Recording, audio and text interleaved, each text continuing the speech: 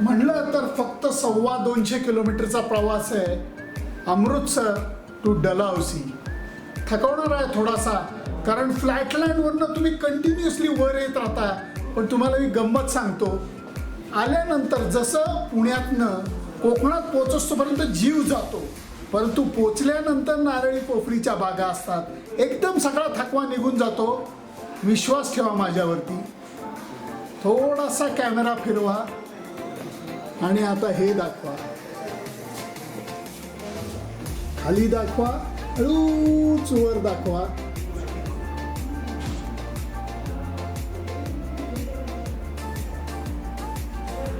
बर्फाच्छादित डोंगराच्या रांगा आणि खाली मस्तपैकी व्हॅली, असं हे दृश्य आहे.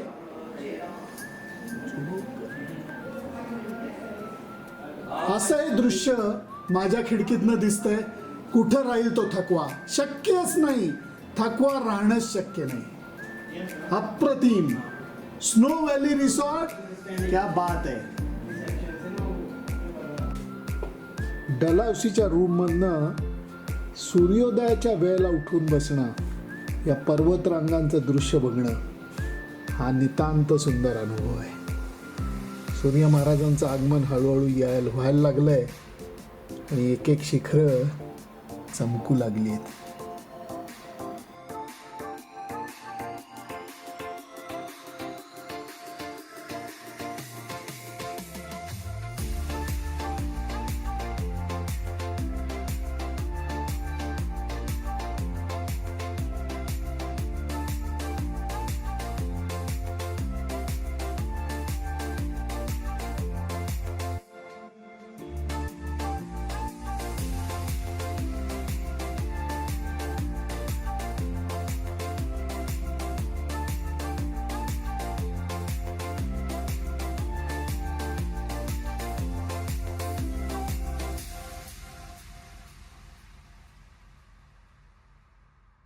कडकडीत ऊन पडलेलं आहे, पण तरीही डलहौसीचा बर्फ अजून पूर्णपणे वितळलेला नाही आहे.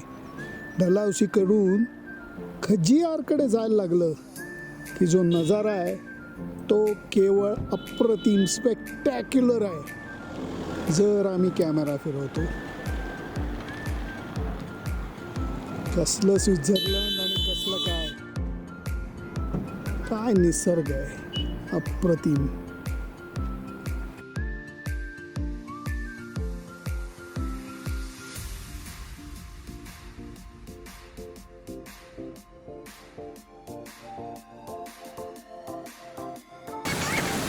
मार्चची 15-16 तारीख आली आहे.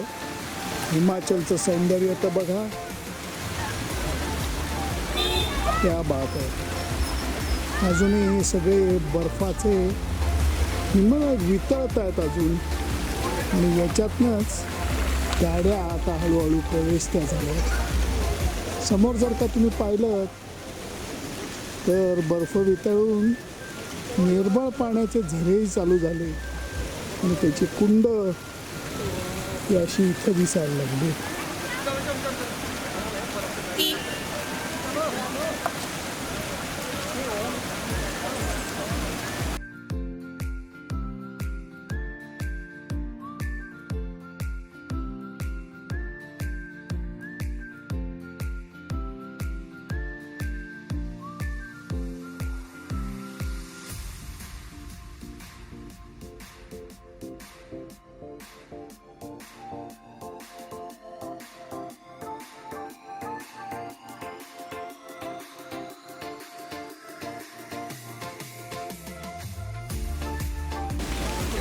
हिमाचलचं निसर्ग सौंदर्य फारच अफलातून आहे, फारच अफलातून.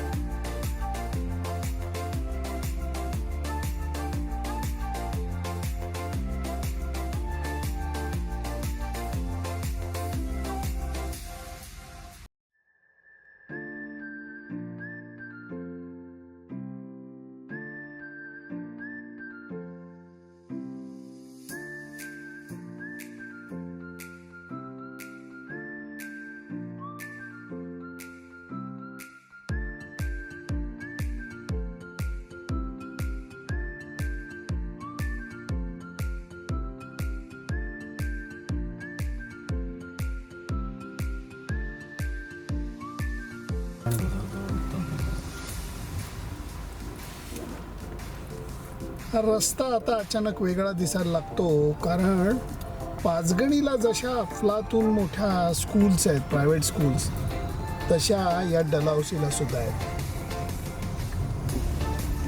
तर शाळेचा एरिया चालू होतो म्हणून केवळ एकदम रस्त्याचा चेहराच बदललेला दिसतो. ही खूप प्रसिद्ध पब्लिक स्कूल आहे, डलहौसी पब्लिक स्कूल, आणि सिनिक लोकेशनला आहे, डोंगराच्या माथ्याला आहे. गदर फिल्मचं शूटिंगसुद्धा म्हणे इथे झालेलं आहे.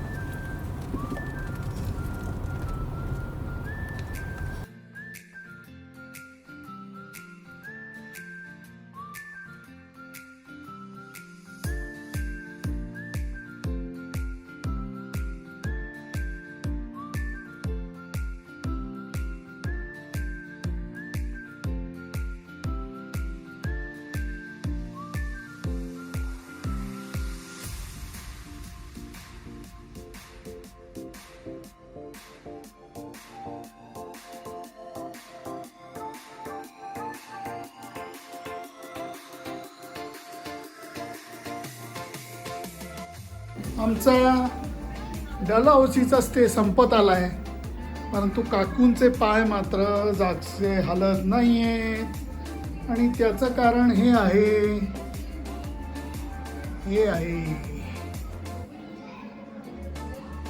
काकू काय म्हणाल? सोडवत नाहीये, कारण इतका निसर्ग सुंदर आहे आणि तो बघायला इकडनं त्यांनी जो काही व्ह्यू दिला आहे, मारफाड आहे.